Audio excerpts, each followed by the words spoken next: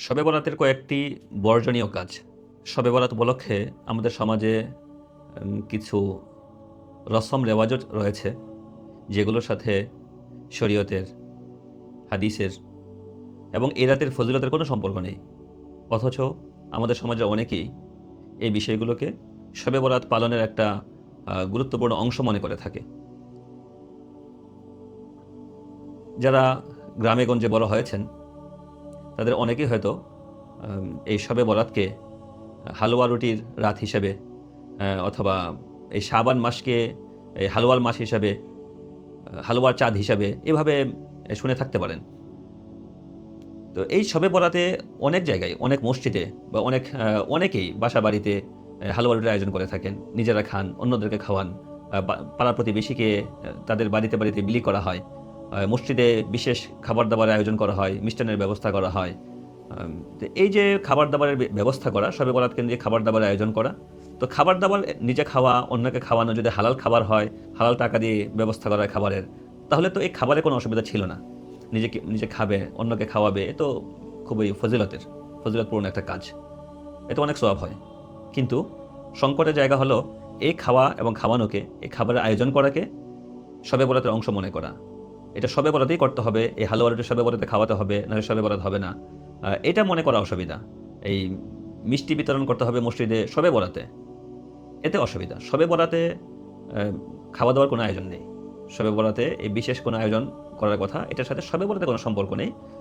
তো এখন যদি কেউ বলে যে আমি এমনি বাসায় একটু হালুয়া রুটির একটু হালুয়া বানাচ্ছি, এটা শবে বরাতের অংশ না, বা এটাকে আমি বিশেষ সওয়াবের কাজও মনে করছি না।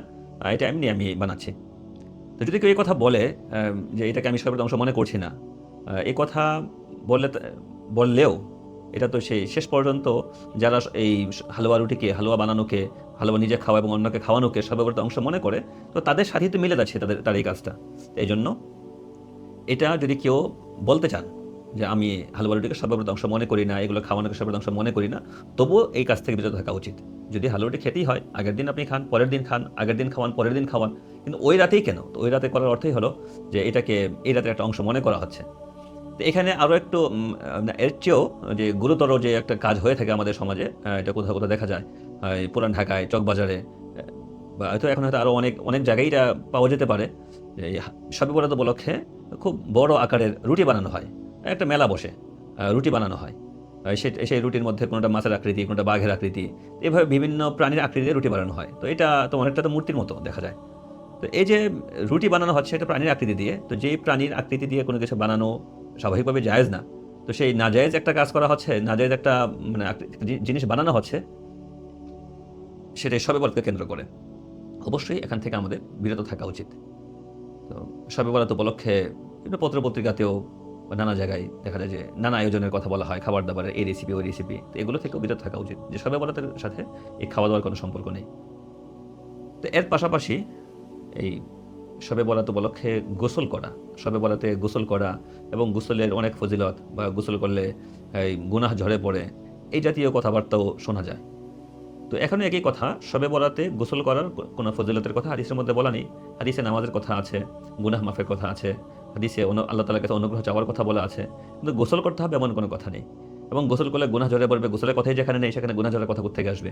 তো যেটা আছে সেটা হলো যে কোনো সময় যখন আমরা অজু করি, তো অজু করলে অজুর পানি যখন একটা অঙ্গ থেকে ঝরে পড়ে, তখন সাথে সাথে ওই পানির সাথে সাথে ওই অঙ্গ দিয়ে যে গুনাহগুলো করা হয়, সেই গুনাহগুলো ঝরে পড়ে। তো এই কথা হাদিসে আছে। কিন্তু শবে বরাতে গোসল করলে গুনাহ ঝরে পড়ে, এমন কোনো কথা হাদিসের মধ্যে নেই। তাই এই গোসলটাও শবে বরাতের বিশেষ গোসল যদি কেউ মনে করে, তাহলে সেটাকে বাদ দিতে হবে, এটা বর্জনীয়। শবে বরাত উপলক্ষে অনেক মসজিদে মিলাদ মাহফিল আয়োজন করা হয়। সেটা মসজিদে হতে পারে, আবার কখনো বাসা বাড়িতেও হতে পারে, দোকানপাটে হতে পারে। তো মিলাদ মাহফিল আয়োজন করা হয়, কোরআনে কারিমের সবিনা খতমের আয়োজন করা হয়। তো এগুলো বর্জনীয়। তো শবে বরাত উপলক্ষে এই মিলাদ মাহফিল, শবে বরাত উপলক্ষে সবিনা খতম, যে একজন দুইজন পড়বে, অন্যরা শুনবে, এগুলোর কোনো ভিত্তি, এই আমলের কোনো ভিত্তি নেই, এগুলোর কথা নেই। বরং শবে বরাতে তো ব্যক্তিগতভাবে আমল করতে হবে। মূলত ব্যক্তিগত আমলের রাত এই শবে বরাত। তো আপনি ব্যক্তিগতভাবে, এবং সেটা যতটা গোপনে হয় তত ভালো। নফল নামাজ তো এমনিই বাড়িতে ঘরে পড়া ভালো। তো নফল নামাজ ঘরে পড়বেন, এটি স্বাভাবিক কথা। আমরা যে ৫ ওয়াক্ত ফরজ নামাজ পড়ি, ৫ ওয়াক্ত ফরজ নামাজের সাথে যেই নফল নামাজগুলো আছে, যে সুন্নত নামাজগুলো আছে, তো সেই নামাজগুলো তো ঘরে পড়াই বেশি ভালো। হ্যাঁ? যদি কারো ঘরে নামাজ পড়ার তেমন ব্যবস্থা না থাকে, অথবা মসজিদে ফরজ পড়ার পরে যদি কেউ বাসায় চলে যান, তো সেখানে গিয়ে তার এই সুন্নত নামাজটা পড়া হবে না, তাহলে তিনি অবশ্যই মসজিদেই পড়ে যাবেন। যদি আশঙ্কা থাকে বাসায় চলে গেলে নামাজটা পড়া হবে না। ঠিক একইভাবে শবে বরাতে যদি কারো এমন অবস্থা হয় যে যদি এই মসজিদে কিছু সময় যদি নফল ইবাদত করে, তাহলে তো না এই এতটুকু ইবাদত করা হবে, কিন্তু বাসায় চলে গেলে ঘুমিয়ে যেতে হবে, ওখানে গিয়ে আর ইবাদত করা হবে না। যদি এমন আশঙ্কা থাকে, তাহলে মসজিদেও একাকী কিছু সময় কাটাতে, অথবা যদি কেউ সারা রাতও কাটিয়ে দেয়, তাতে কোনো অসুবিধা নেই। কিন্তু অসুবিধা হলো সবাই সম্মিলিতভাবে মসজিদে মানে জামাতবদ্ধ হয়ে নামাজ পড়া বা জামাতবদ্ধ হয়ে কোনো ইবাদত করা, ওটাতে অসুবিধা।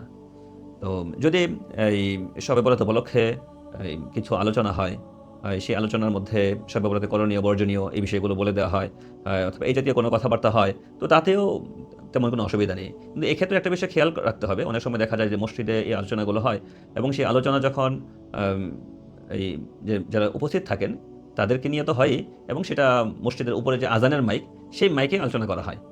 তো ওই মাইকে যখন এই আলোচনা করা হয়, তখন এর আওয়াজ দূর দূরান্তে ছড়িয়ে পড়ে, এবং আমাদের দেশে যেহেতু এই খুব কাছাকাছি মসজিদ পাওয়া যায়, আর মসজিদের আওয়াজগুলো, মাইকের আওয়াজগুলো এক মসজিদের আজানের আওয়াজের সাথে আরেক মসজিদের আওয়াজ মিলে যায়। তো এখন যদি সব মসজিদ থেকে এভাবে মাইকে বয়ান হতে থাকে, বয়ান চলতে থাকে, তাহলে কোনো বয়ানটাই ঠিকমতো বুঝে আসে না।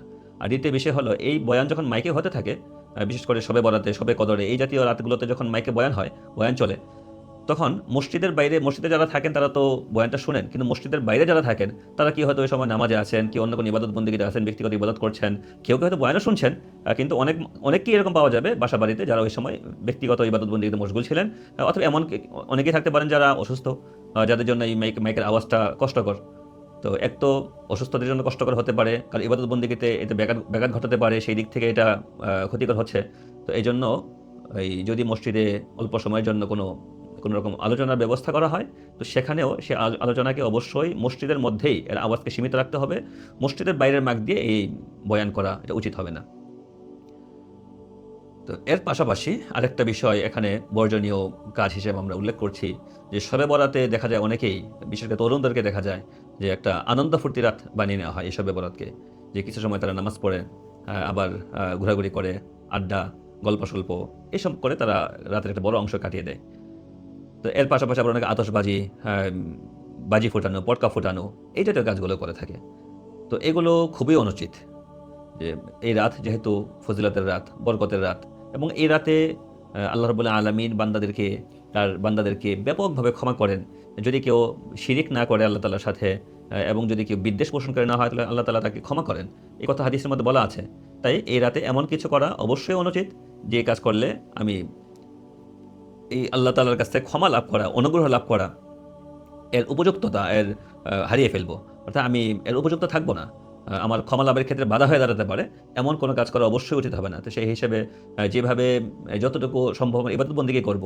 যদি বেশি সম্ভব না হয়, আ আমরা বেশি সময় নামাজে কাটাতে না পারি, বেশি সময় জিকির আজকার করতে না পারি, যদি ঘুমিয়ে যেতে ঘুমিয়ে যান, তাতে অসুবিধা নেই। যদি কেউ ঘুমিয়েও যায়, যদি এই রাতের মধ্যে ২ রাকাতও নফল নামাজ কেউ না পড়ে, যদি কেউ কোনো রকম নফল ইবাদত এই রাতে না করে, তবু যদি এতটুকু যদি কেউ করে যে ইশার নামাজ জামাতের সাথে পড়লো, আর ফজরের নামাজ জামাতের সাথে পড়লো, তবু তো তার সারা রাত নফলের একটা ইবাদত, নফলের সওয়াব সে পেয়ে যাবে। তো ঠিক একইভাবে যদি কেউ ঘুমিয়ে থাকে, আল্লাহ তাআলা তো এই রাতে সবাইকে ক্ষমা করে দেন। তো যে ঈশান নামাজ জামাতে পড়লো, ফজর নামাজ জামাতে পড়লো, সেও তো এই ঘুমানোর ভেতর দিয়েও তো সে এই ক্ষমা লাভের উপযুক্ত থাকবে। কিন্তু আম ২ টা বিষয়। এক হলো আমাদেরকে অবশ্যই এখানে এই এমন কাজ থেকে বিরত থাকতে হবে, যে কাজ আমার এই ক্ষমা লাভের ক্ষেত্রে বাধা হয়ে দাঁড়াতে পারে। আর আরেকটা বিষয় হলো, ক্ষমা লাভের রাত যেহেতু, অনুগ্রহ লাভের রাত যেহেতু এই রাত, তো সেই হিসেবে যতটা সম্ভব আমাদেরকে একটু বেশি ইবাদত বন্দেগী করার চেষ্টা করতে হবে, যাতে আমি এই ক্ষমা লাভের উপযুক্ত হিসেবে নিজেকে পেশ করতে পারি।